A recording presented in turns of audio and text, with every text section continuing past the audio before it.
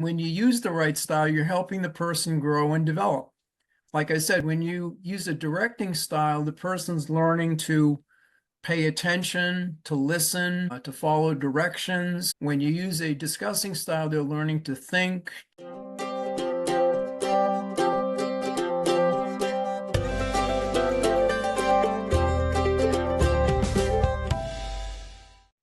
So, welcome on my podcast, Renew Motherhood. And this episode is the hidden reality about parenting. And I like to welcome a wonderful guest here, Paul.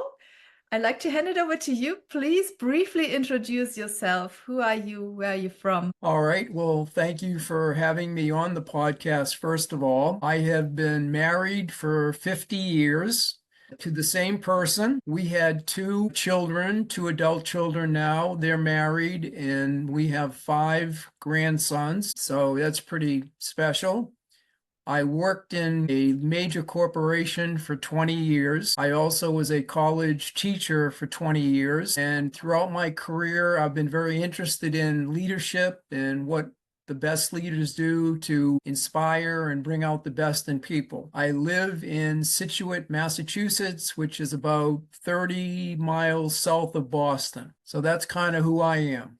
That's great. So now we can think about, okay, leadership. What does this have to do with motherhood, Renew Motherhood, with a podcast and everything? But here is a little thing inside, because as parents, we mostly don't consider this, but we are also leaders. Would you agree to this? I would agree. I think parents very much need to be leaders. They need to model leadership. They need to teach their children what effective leadership is all about. And I think if you're an effective leader, you're an effective parent. So I think there's a lot of similarities between the two. That's great. Yes, I love this. And here it comes further to, yes, you're talking about leadership and you have got a 3D concept. Do you like to talk a little about this? What does it mean? My view is that leaders use 3 basic styles all the time.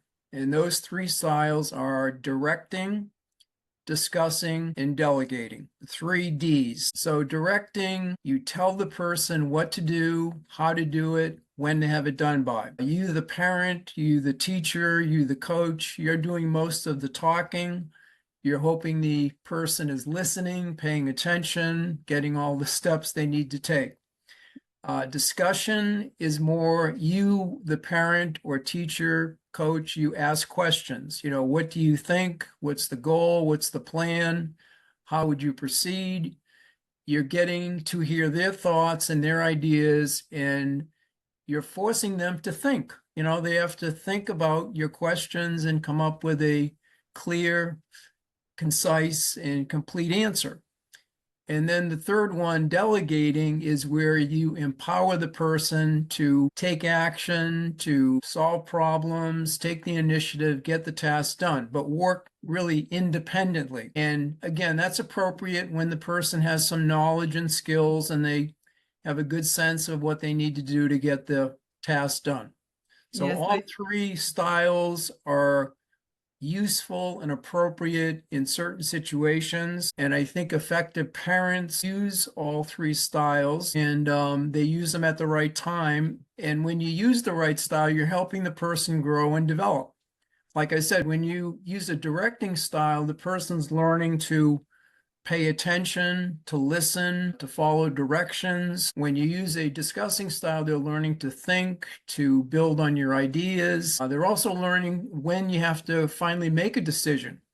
Because, discussion's good, but at some point you got to make a decision. What are we going to do? Or what are you going to do? And then delegating, they learn to work independently and make decisions on their own, which is very important.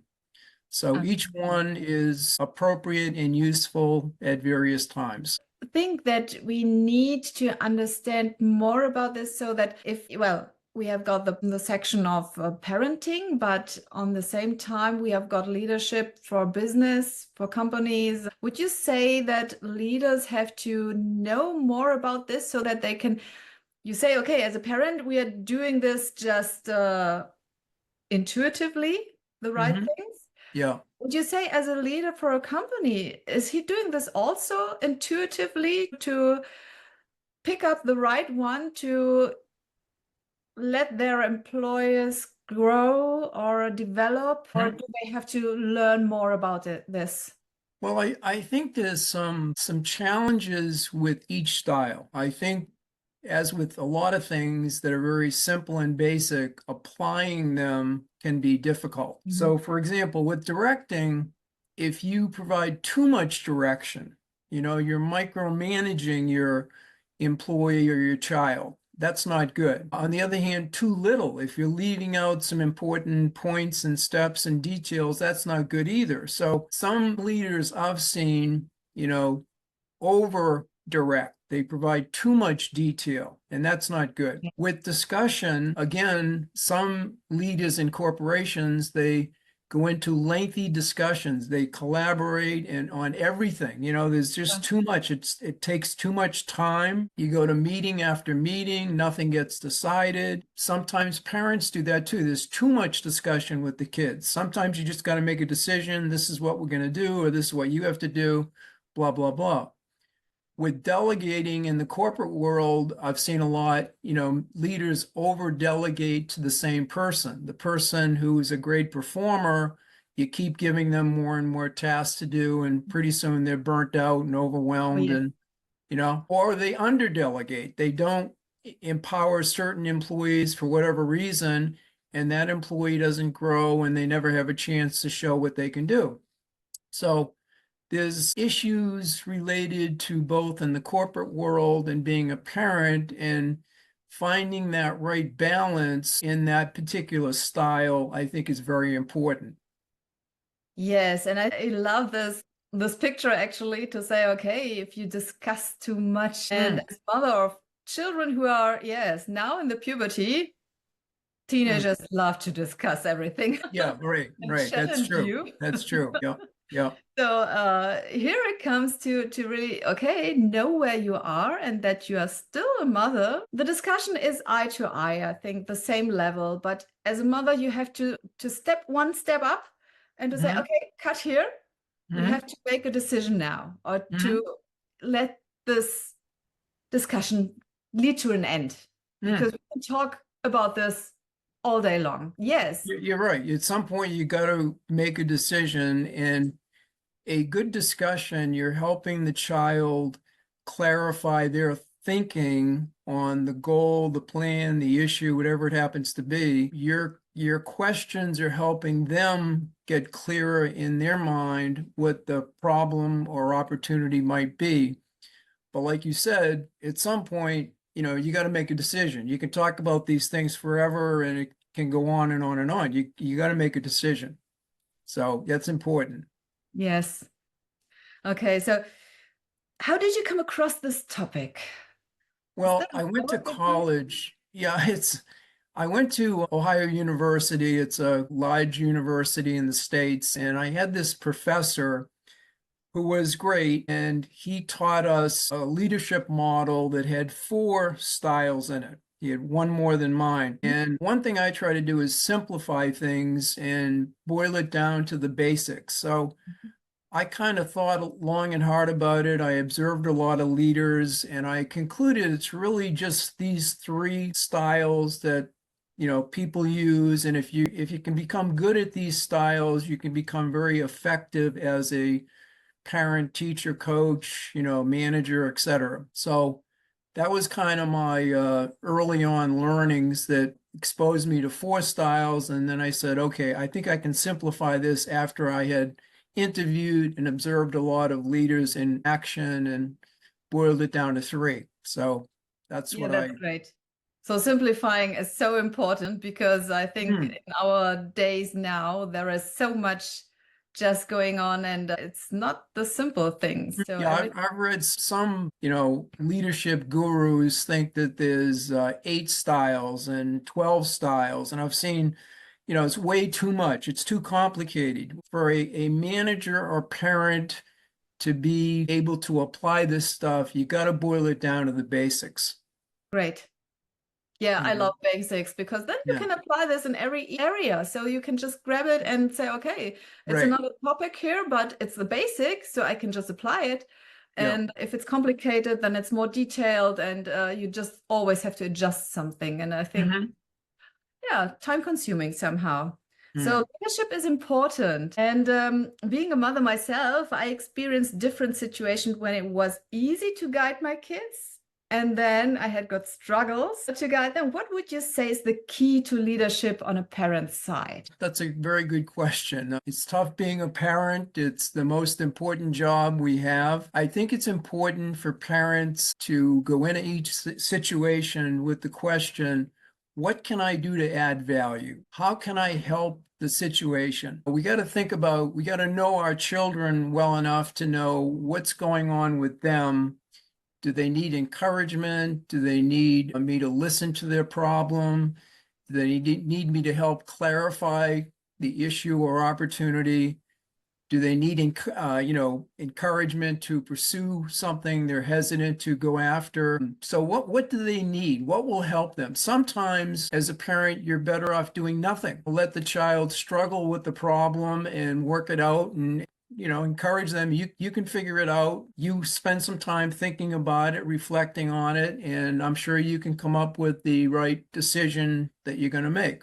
So again, I go back to, as a parent, what can I do to help my child grow and develop? Sometimes it's a matter of tough love, holding them accountable to the standards and values that are important.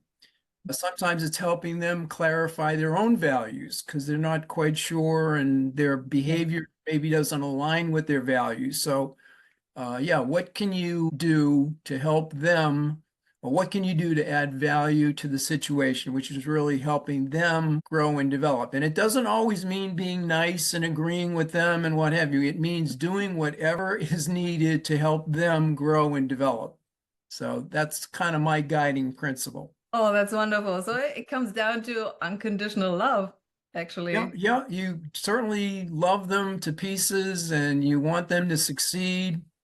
But sometimes as a parent, we're not their best friends. Mhm. We're their parent and we have to make the tough decisions sometimes and hold them accountable, challenge them and stretch them to pursue bigger goals sometimes. Like I say, hold them accountable to doing what they committed to do, things like that. I think that's very important as well.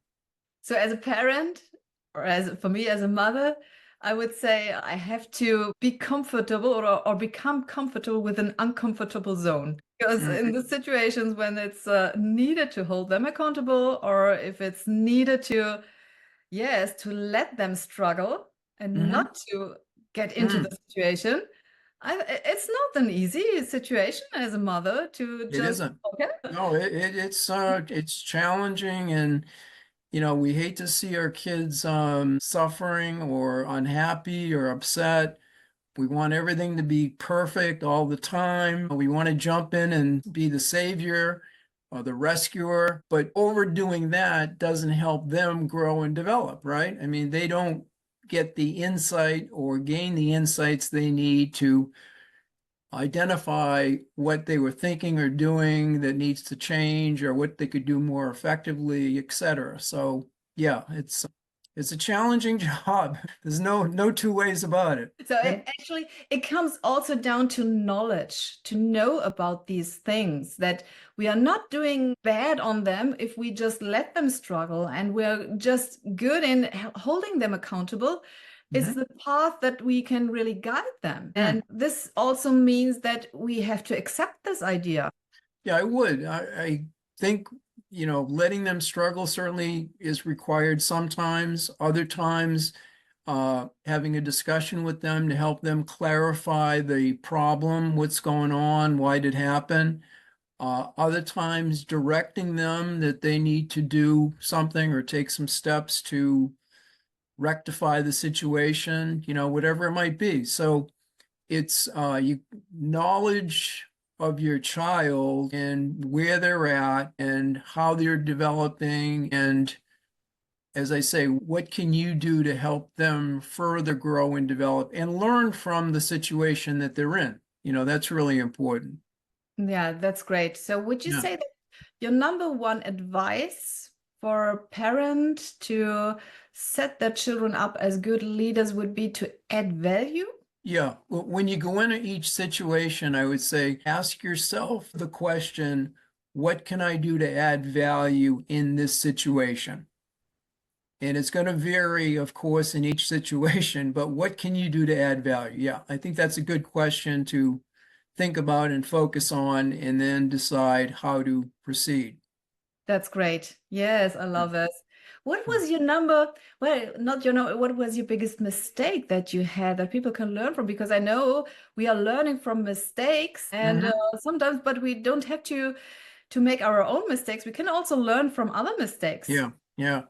Well, we all make mistakes, right? One big mistake I made when my daughter was like 16 old, she would come home and she would go into some interpersonal problem she was having at school. It could be with her girlfriends, or it could be with a boyfriend, or, a teacher, who knows.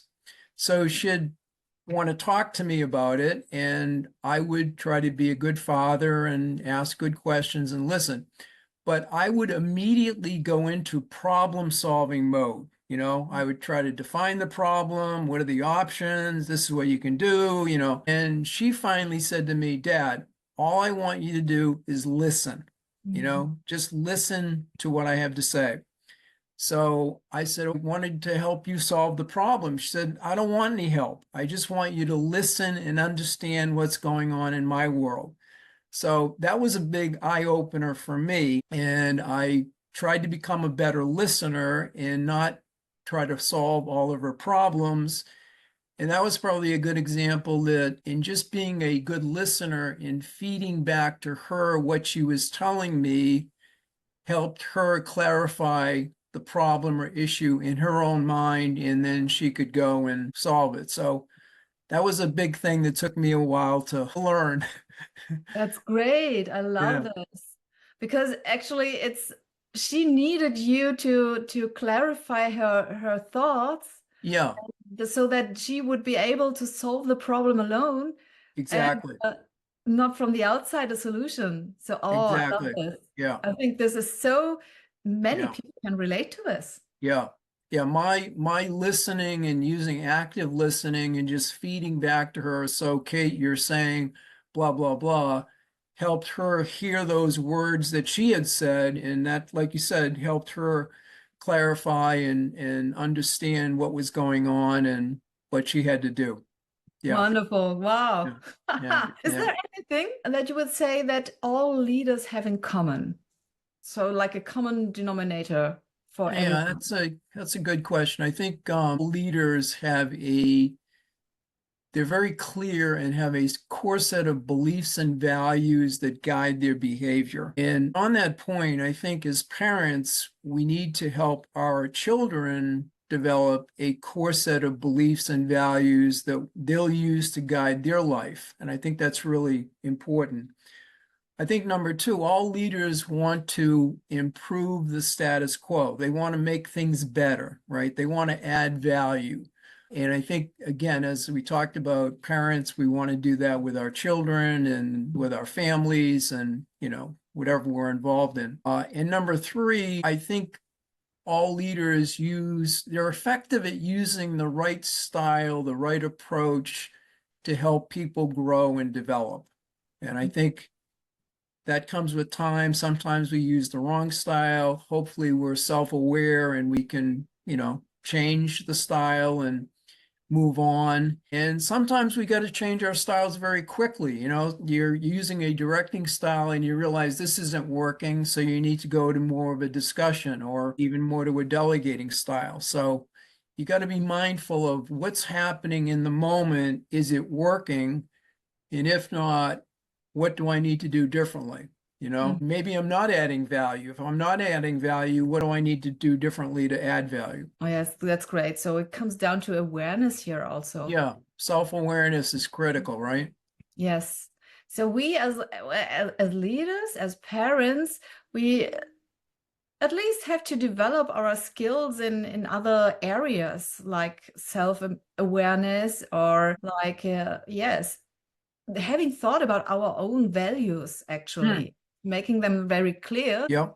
I think it's important to not only spend time in self-reflection, but as you said, thinking about what are my values and beliefs and writing them down. Yeah. And I even think it's important that, once a week, like sitting down with your kids and discussing your values and why they're important and what they mean and how you try to model those values day in and day out and help them, as I said earlier, clarify what are their beliefs and what are their values and what are their guiding principles and how do they practice those. But I think you got to discuss those things and make it a topic that, once a week you spend some time on that and see what they're thinking and why is it important to you and how do you demonstrate trust or respect or working hard or whatever it might be, you know?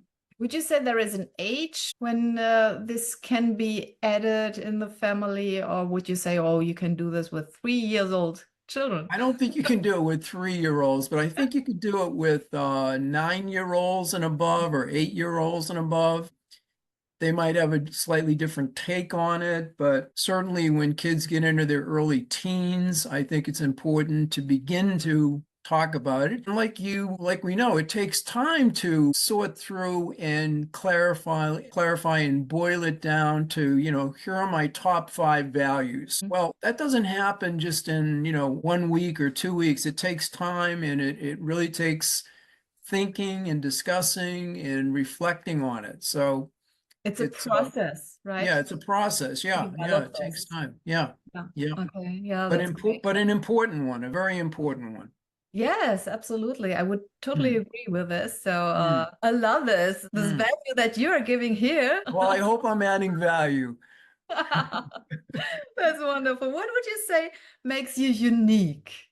What So, makes me but unique? That's a yes. good question. I think I'm able to simplify things. I try in all of my books and my writings, I try to boil it down to a few basic core actions or concepts that people need to keep in mind. So I think I simplify things pretty good. I think the other thing, I'm pretty disciplined.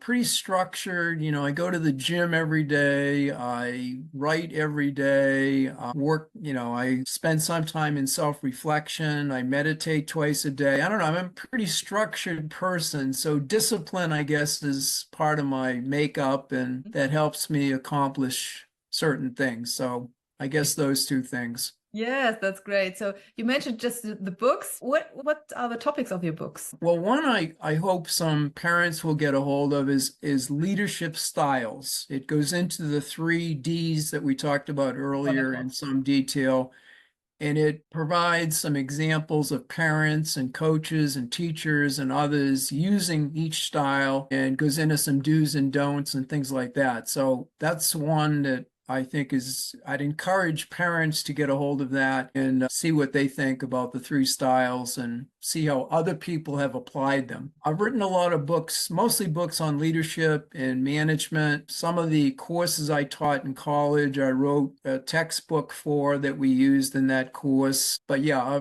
mostly leadership has been the topic I've worked on and wrote about. Yeah, it's a wonderful topic because Mm, the world needs leadership. Without a leader, here would mm, be chaos. So I think that's great. yeah. Okay, so where can people find you and reach out to you? Well, you mentioned your books, they can buy your books, but if they say, okay, I would love to talk to you in person, is this possible? Where can they find Mhm. you? Sure. I'm pretty active on LinkedIn. I typically write articles and little tidbits of information and things like that, comment on various things of the day. So LinkedIn, I'm pretty active there. I also have a Facebook account that I'm pretty active. I write articles it's called Smart Brief on Leadership, Hmm? and that's a good source for ongoing information about leadership. So that's something I'd highly recommend. My email address is pbthornton74@gmail.com. Anyone could contact me there. It's also usually listed in many of the articles I write. I include my email if anyone wants to contact me there. And all of my books are available on LinkedIn, or rather Amazon. Mhm. And they're all inexpensive. They're short, they're to the point. They cost like $4, $4.99 or less. And I think they're relevant and practical and will give you some tips and techniques on what you can do to be a better leader and be more effective and efficient in what you're doing. Oh, that's wonderful. Mm. So thank you very, very much. It was a pleasure to talk to you about this topic and to get all the insights. Wonderful. Well, I love this. well, thank you for having me on. I appreciate it a great deal. I always say, I hope the audience members will pick up just one thing. They'll try Yes. out, do something with it and see what they think. Just try Yes. something new. Yeah, I can only agree. Yes, that would be Mm, wonderful. So we can raise everyone here. mm. And thank you for being my guest here. Thank you. And yeah, stay tuned on the podcast Renew Motherhood with the upcoming episodes.